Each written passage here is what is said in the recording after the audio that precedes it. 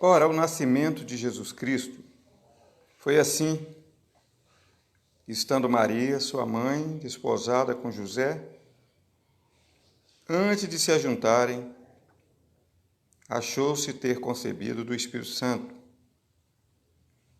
Então José, seu marido, como era justo e não queria infamar, intentou deixá-la secretamente. E projetando ele isto,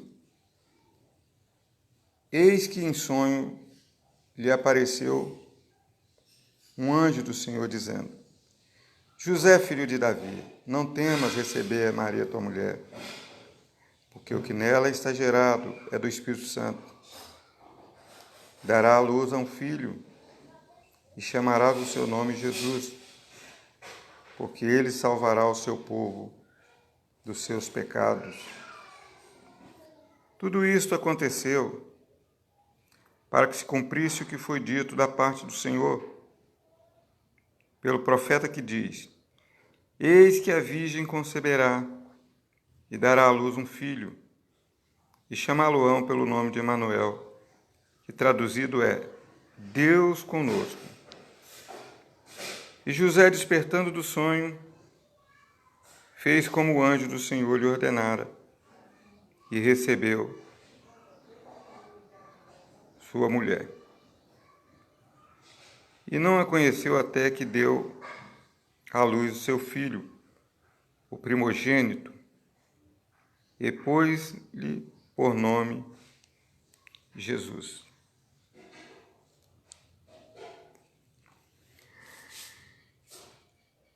Hoje nós queremos falar da história do maior pai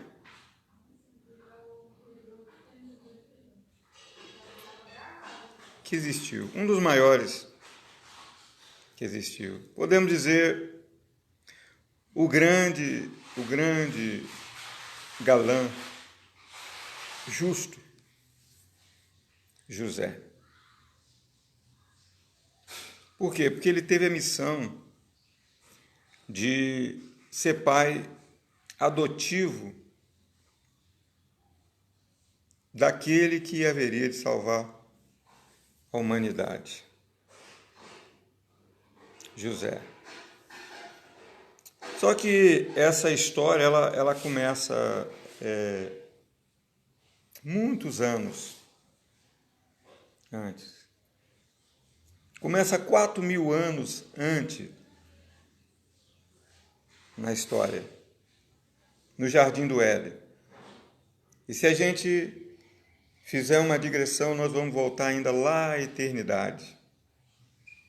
Aí são milhares, milhões, bilhões, trilhões de anos. Porque já lá na eternidade, lá quando Deus planejou tudo, essa história já existia.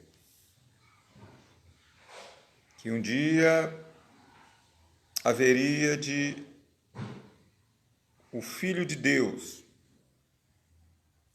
o Filho de Deus, que já era Filho de Deus, Deus Filho, viria à Terra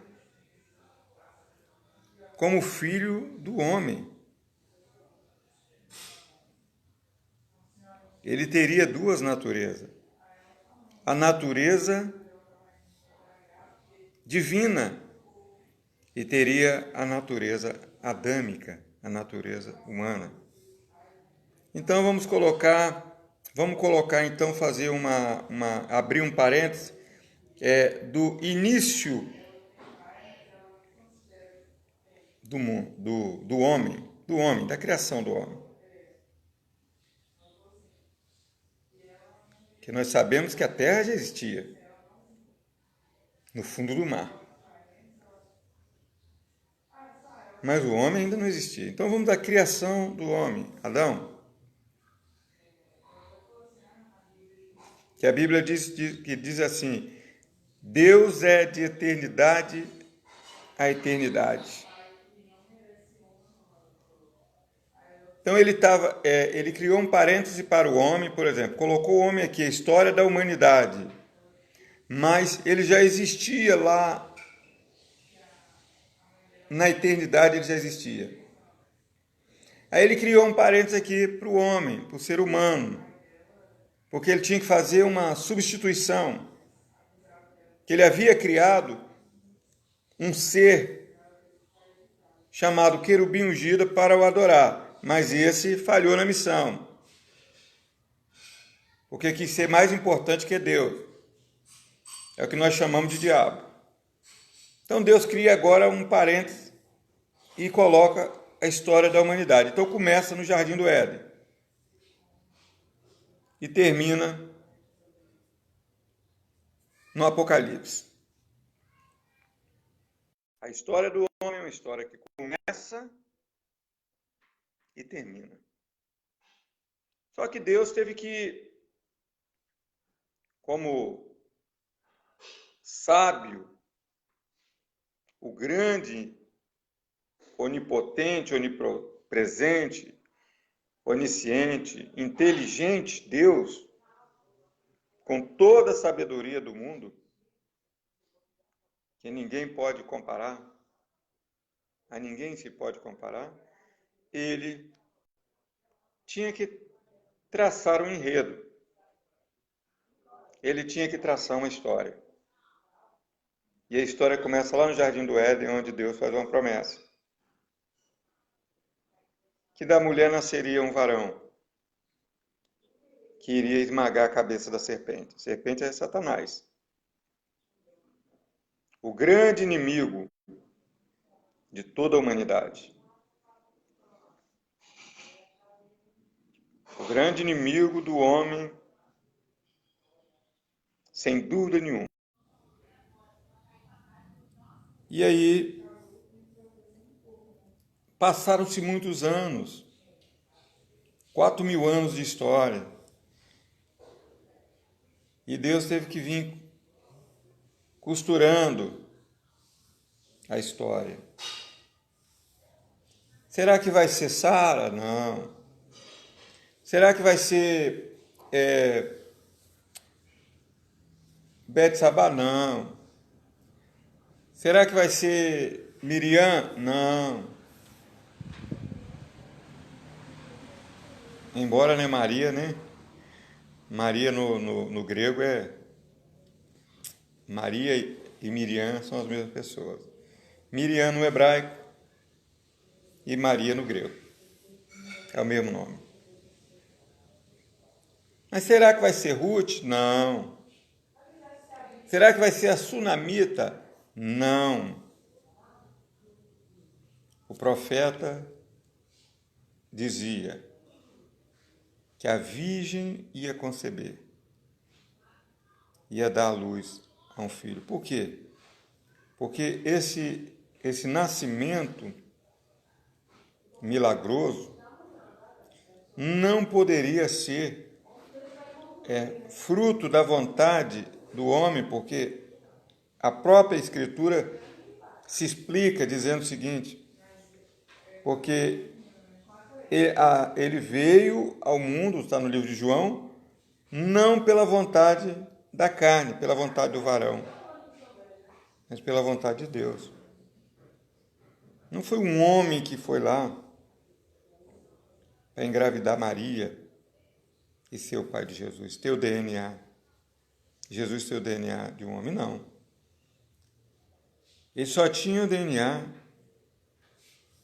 de Maria. Mas ele foi gerado pelo Espírito Santo. Mas ele tinha que ter alguém que ajudasse. Ele tinha que ter alguém que cuidasse dele como criança. Porque ele foi, menino também. Jesus foi menino, Jesus brincou, Jesus foi jovem, foi adolescente, ele teve um segmento natural, porque ninguém poderia saber que aos 33 anos de idade ele iria começar o seu ministério e começaria a fazer os seus milagres. Era algo secreto para os seus pais. Então, Maria gerou Jesus, cumprindo a promessa, dizendo que uma virgem daria à luz um filho, e José, que era desposado com Maria, ou seja, ele não era casado ainda com Maria. O que era desposar? Desposar era um contrato. A Bíblia não fala de namoro, né? E nem de noivado. A não ser mais aqui não, o noivado não no sentido de hoje. Não. O noivado era diferente, por exemplo. Havia um compromisso, por exemplo, o homem ia na casa do pai, assumia o compromisso de casar com a filha dele, mas não havia namoro. Havia um noivado, mas o noivado também não era igual hoje. O noivado era um contrato. Chamava desposar alguém, quer dizer, ele já assumia um compromisso de casar com aquela pessoa 6 meses antes de ser casado. Ele fazia um documento ou uma cerimônia, é muito assim abrangente as interpretações com relação a esse casamento, esse noivado. Alguns diziam que o homem, ele pegava sal, colocava na boca da noiva, a noiva colocava sal na boca do noivo, e eles já estavam desposados, já estavam casados, mas sem se conhecer. Porque pela lei ela teria ainda que ficar 6 meses na casa do pai e da mãe. Ela teria que, o que nós chamamos hoje aqui despedida de solteiro, era um compromisso da mulher, que a cultura era outra. Ela teria que ficar na casa da mãe, né? Vamos colocar no dia de hoje. Teria que continuar lavando vasilha, teria que continuar lavando roupa, teria que continuar fazendo as coisas durante 6 meses, já sendo casada, já com um documento assinado. Ou uma cerimônia, né? Como eu disse, é rico em detalhe, porque alguns dizem que eles faziam um círculo também de sal, entravam dentro e pronto, estava casado e acabou.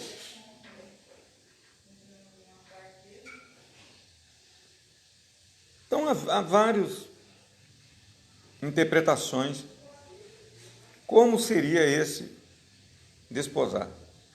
Mas o mais importante para nós, na Bíblia, está no versículo 19, hoje, né, chamado Dia dos Pais. Então José, seu marido, como era justo e não queria infamar, intentou deixá-la secretamente. Olha só, olha como esse homem, ele era especial. Ele era muito especial. Porque, primeiro que ele era bem mais velho do que Maria. Diz os historiadores que José tinha de 50 a 60 anos. E Maria tinha cerca de 18 anos. E isso confirma-se com a Bíblia, porque lá na frente, quando Jesus tem 33 anos e morre na cruz, José não existe mais. Porque provavelmente ele já havia falecido. Então, geralmente, um homem de mais idade, 50, 60, casava com uma moça de 18, de 20. O casamento era nesse estilo. Puxando para a regra hebraica, o homem só podia casar com 40 anos. José, lá no Egito, casou com 30, porque ele estava em uma outra cultura. Mas você vai estudar a história de todos os homens, Jacó e outros mais,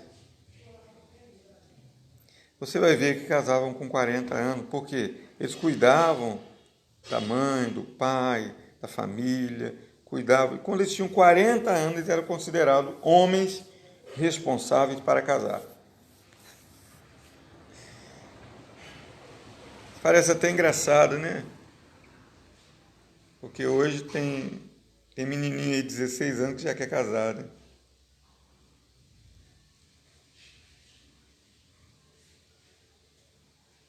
Tem rapazinho aí, né?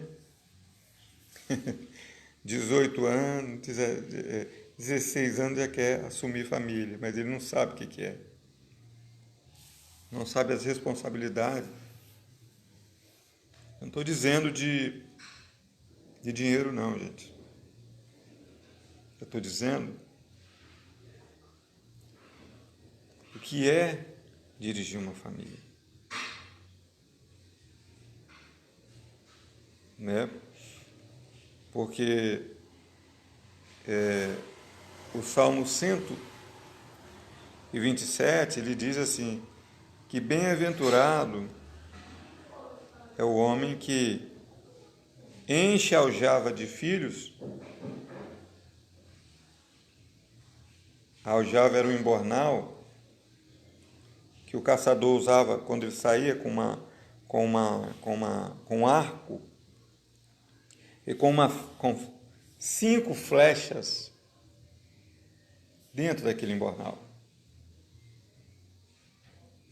que era o suficiente para ele caçar, para ele pegar uma presa para trazer para casa, para alimentar seus filhos, sua família. Então a Bíblia, usando uma figura de linguagem, diz que bem-aventurado, que os filhos são herança do Senhor, e bem-aventurado é o pai que enche deles a sua aljava. Quer dizer, ter filhos na Bíblia nunca foi maldição. Pelo contrário.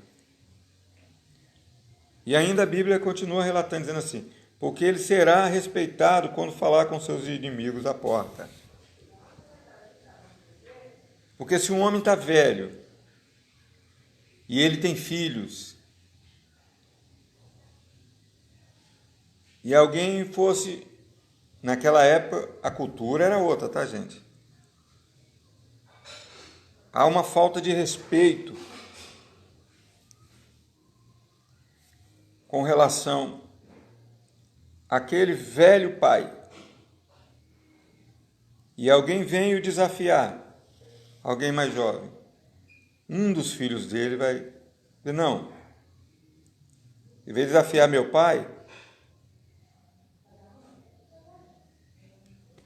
mas você vai lutar comigo. Era isso que a Bíblia falava. Você não será envergonhado quando você estiver diante dos seus inimigos. Porque o homem ele vai chegando a uma idade, né, que ele não é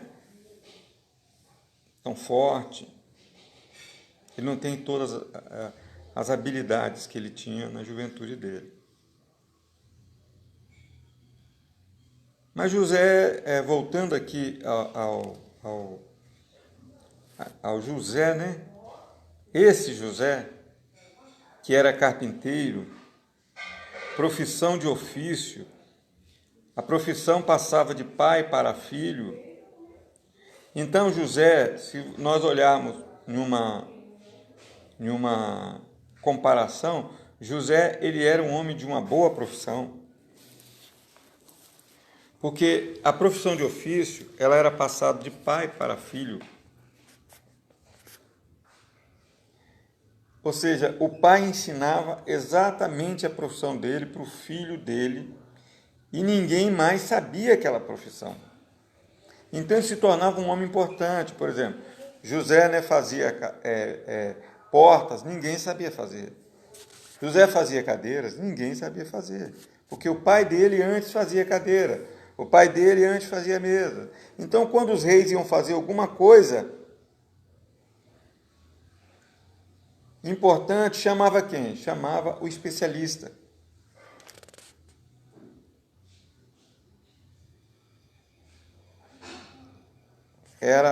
Não havia nenhum tipo de curso técnico para isso. Era ensinado pelo próprio pai.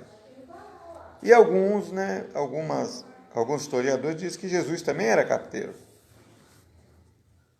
Tem até música aí, né?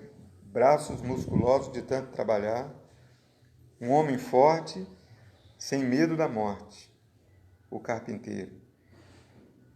Né? Chamando Jesus também de carpinteiro, porque pela tradição, todo o filho passaria-se de ofício a profissão do avô, do pai, do bisavô, ia seguindo de um para o outro. Se ele era pescador, passava para o filho dele, o filho passava para o neto, e assim ia. Toda uma tradição seria de pescadores. E José era carpinteiro. Diz a Bíblia que ele era justo. E quando ele descobriu, para a gente fechar, que Maria estava grávida, olha o que ele fez. Pela lei, se isso acontecesse durante o noivado, ou o período que ela estaria desposada com ele, naquele período do contrato, ou depois, ele teria que chamar os anciões da cidade e teria que matá-la. A pedrada.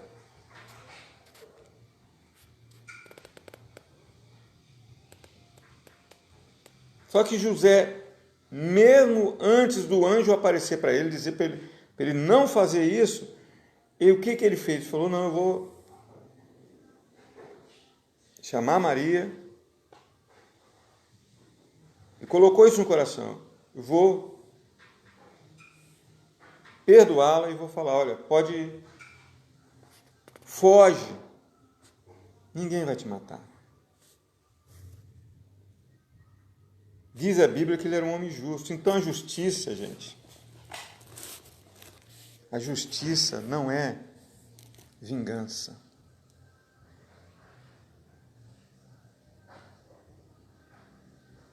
A justiça, ela trabalha em conjunto com a misericórdia. Porque se não houvesse isso, nós, seres humanos, estaríamos perdidos. Porque quando você vai estudar os atributos do Pai Deus, que também figura como Pai, você vai ver os atributos naturais de Deus, que é santidade, justiça, amor e misericórdia. São 4. Deus é santo.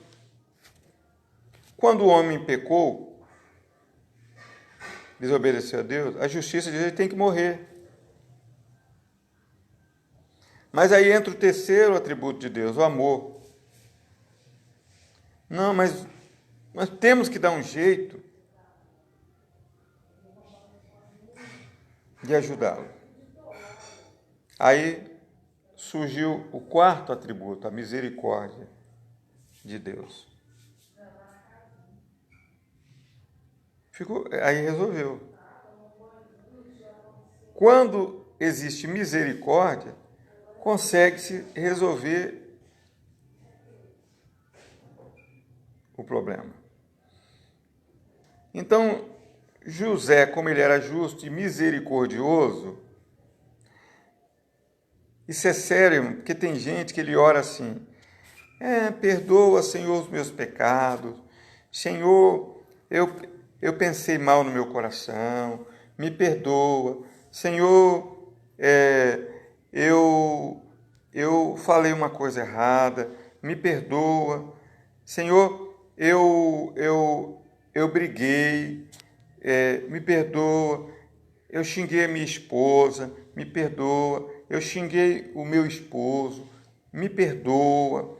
E aí a pessoa pede perdão, perdão, perdão, perdão, perdão. Mas ele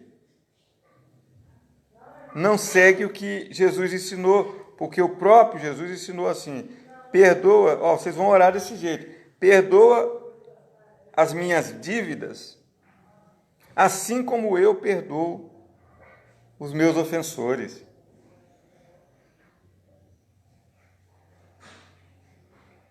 E como você vai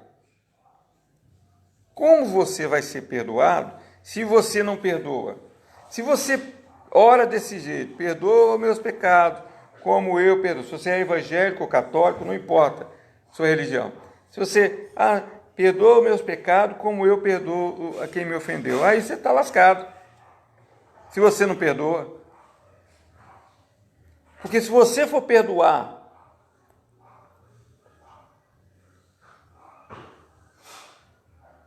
se Deus for te perdoar, né? Do jeito que você perdoa, você está perdido. Se você não perdoa. E engraçado, gente, que muitas vezes a gente fala as coisas, mas não medita. O perdão é o seguinte, quando você perdoa, você quando você está orando, fala assim, perdoa, eu pelo menos tenho esse costume, perdoa os meus amigos que me ofenderam. Porque o texto diz, perdoa os meus ofensores. Muitas vezes não é nem o inimigo que te ofendeu. Muitas vezes é o seu amigo, muitas vezes é seu filho, muitas vezes é seu pai, muitas vezes é seu irmão, muitas vezes é sua esposa, muitas vezes é seu esposo, muitas vezes é o seu primo, muitas vezes é aquele que está do seu lado, muitas vezes é o seu pastor, muitas vezes é o irmão da sua igreja, muitas vezes é aquele melhor amigo seu que te ofende. Perdoa, Senhor, aquele que me ofendeu. Não está dizendo que é o inimigo. Então, quando eu oro, eu falo assim, Senhor, perdoa o meu amigo que me ofendeu, perdoa o meu inimigo e perdoa o meu adversário. Porque tem gente que é adversário, mas não é inimigo. Às vezes ele está numa disputa, ele não entendeu ainda. Ele não entendeu a Bíblia. Tem gente que não entende. Tem gente que carrega a Bíblia, a rapadura, né, como diz o carioca. Carrega a rapadura debaixo do braço, mas não entende ela.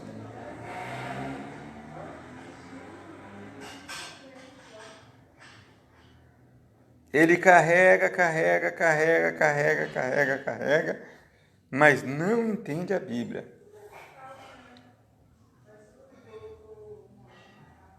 Ele segue um paradigma. Ele segue o que a denominação fala. Ele não segue o que a palavra fala. Ele nunca abre a palavra para meditar nela. E ele não descobre a maravilha que tem na palavra. Mas, voltando ao perdão, José, ele colocou no coração, não. Maria cometeu um grave erro. Mas eu conheço Deus. Então vou ser misericordioso. Então, pode ir, minha filha. Vai com Deus. Só que quando ele pensava em fazer isso, que ele iria falar isso com Maria, quem aparece para ele? Aparece Gabriel.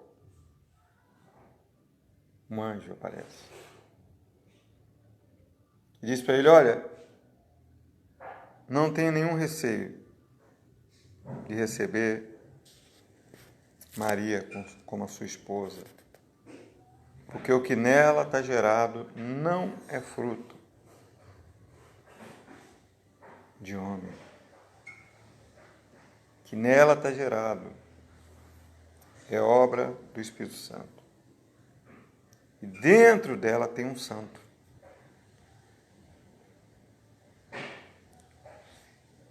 Não só tem um santo, mas tem o maior de todos os santos, de todas as histórias, de todo o mundo, de todo o planeta, de todo o cometa, de toda a galáxia, de toda a história.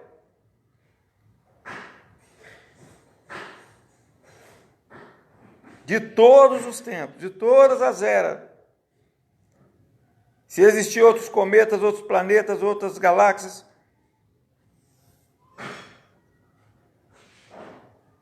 ele é o santo,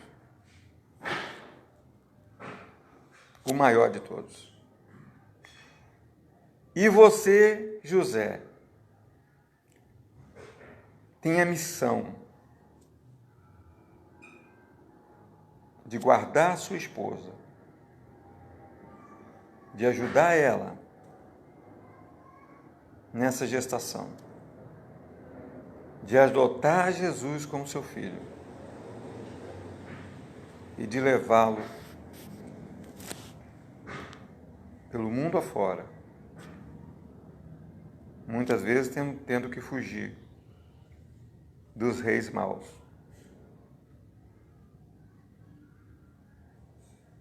Porque este menino, ele vai salvar toda a humanidade, toda, dos seus pecados.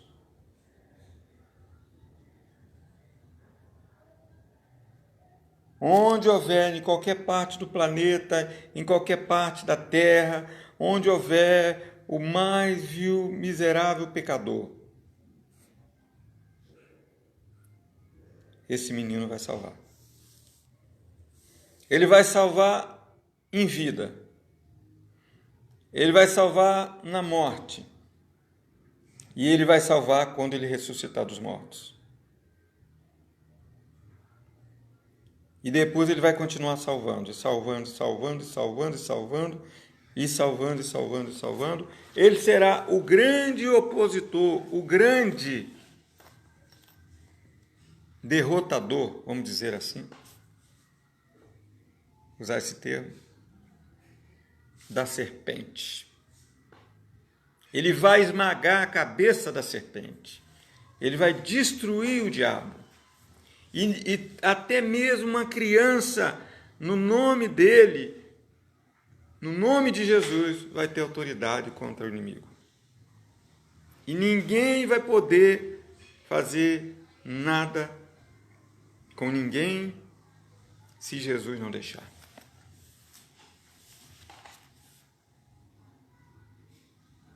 E para tocar em alguém, vai ter que pedir permissão para Jesus. Ele é o rei, o grande rei. E Maria faz parte desse processo. E você também, José, porque você é justo, você é bom.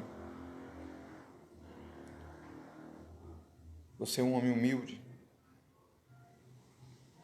e você vai ajudar Jesus. Enquanto criança. Porque quando ele for homem, ninguém segura mais ele.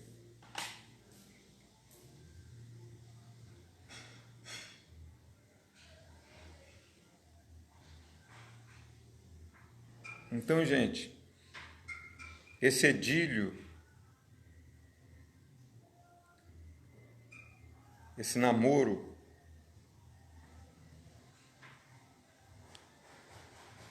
que aconteceu lá na Galileia, em Nazaré,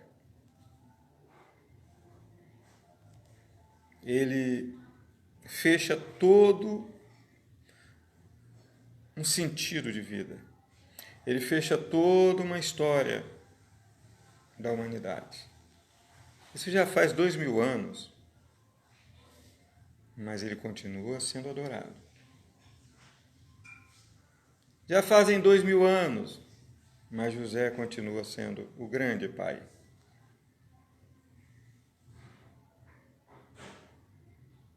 Mas José era tão humilde que a Bíblia conta a história dele, mas depois não conta mais.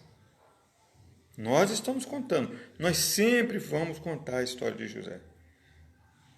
Mas ele apareceu, cumpriu sua missão e sumiu.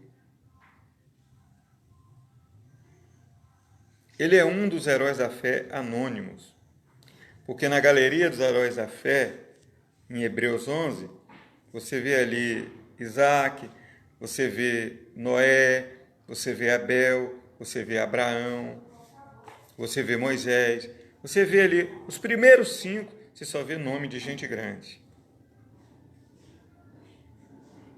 E aí depois você vai vendo Gideão, depois você vai vendo Sansão, vai vendo Baraque, e aí você vai vendo o segundo escalão. E aí depois você vai ver os anônimos. Pessoas que Hebreus vai relatar, Hebreus 11, que não tiveram menos importância, mas nem seus nomes são relatados. São pessoas anônimas, que a gente nem sabe o nome dele.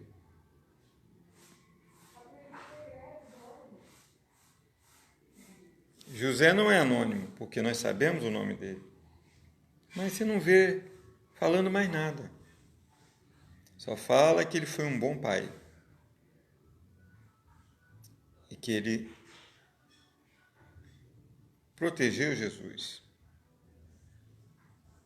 O anjo estava constantemente se comunicando com ele, através de sonho. Vê que José não era nem aquele homem que ele era o homem dos milagres, que tinha dons espirituais e que fazia isso e acontecia. Não. Tanto que os anjos apareciam para ele através de sonhos.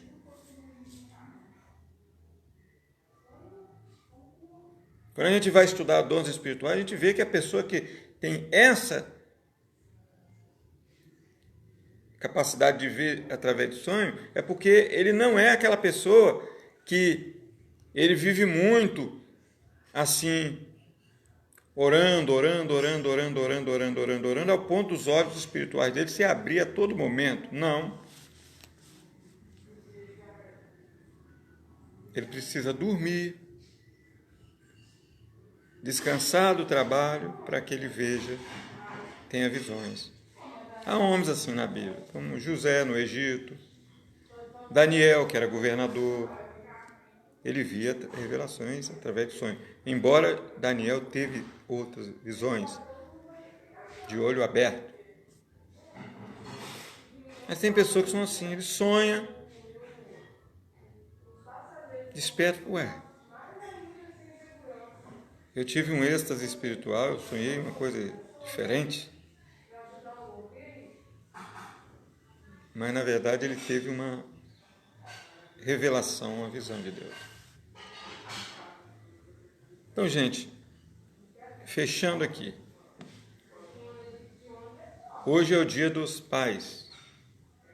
Comemoramos o Dia dos Pais, né? Uma data comemorativa. Não vou entrar em questões de calendário, se é, se não é, se isso foi inventado por fulano, por ciclano, porque o pessoal entra muito nessas polêmicas. Só que o pai existe. A mãe existe. Não é? Então, mas o dia do pai é todo dia. Sim. Alguém pode dizer, o dia do pai é todo dia. Né, Ataíde Gomes Pereira? Netinho do forró. Então, o dia do pai é todo dia? Sim, o dia do pai é todo dia, mas muitas vezes a família não tem como comemorar todo dia o dia do pai. O dia da mãe é todo dia, sim, mas no momento atual, ou em todos os momentos, nós não temos como comemorar o dia da mãe todo dia.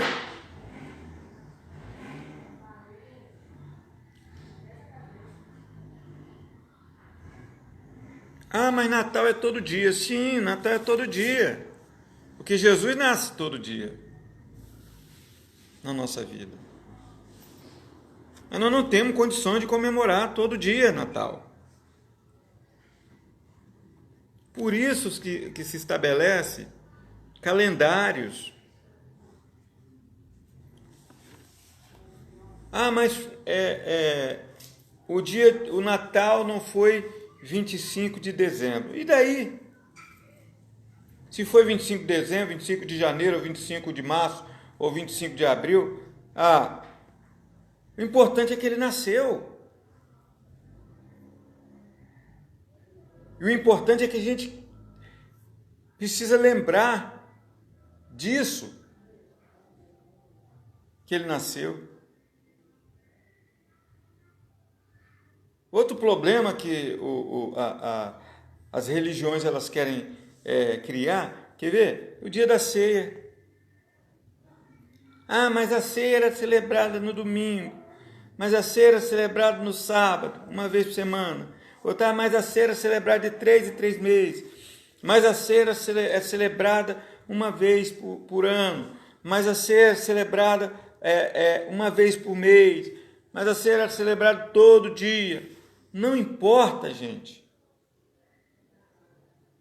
Se era um dia, se era 10 dias, se era 30 dias. O importante da ceia é que eles lembravam da morte de Cristo.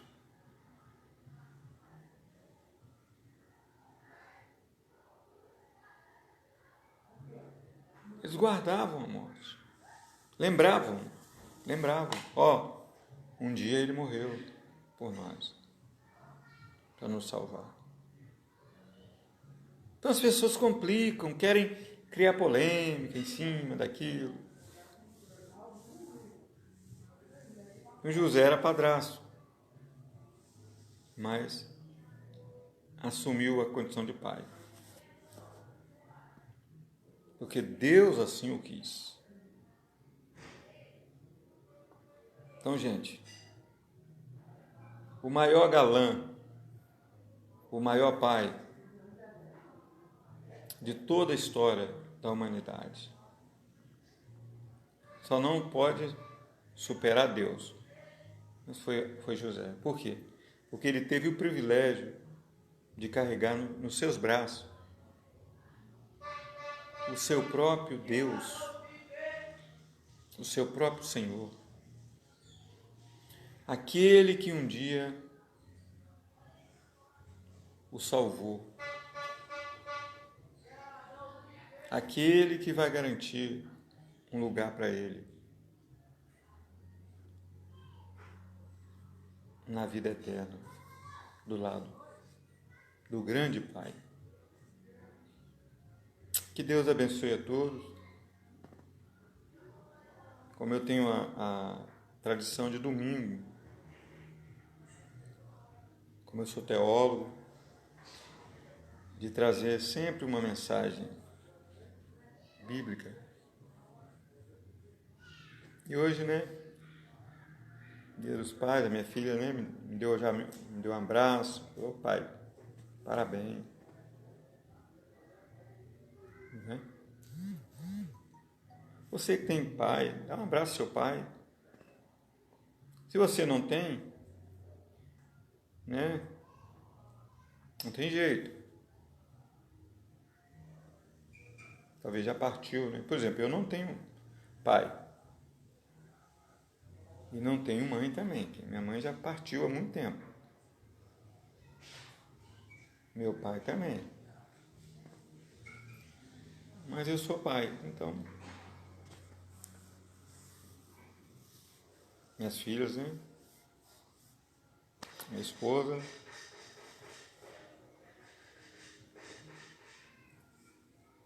Dentro das suas possibilidades, já me deram, assim, os parabéns. Espero que você também, papai, seja muito feliz e seja justo, seja ser humano, dê o exemplo. Faz o que José fez. Ele deu um exemplo. Eu estou falando, gente, olha, não sou perfeito. Eu estou falando do sentido bíblico. Como hoje eu falo muito sobre essas questões. Ah, mas você é teólogo e tal, e fala muito sobre questões sociais. Ah, questões sociais é para outro dia. Não é para hoje. Eu também estudei para esse lado. É? Então, que Deus abençoe a todos os pais e todas as famílias. Eu volto, se o Pai permitir.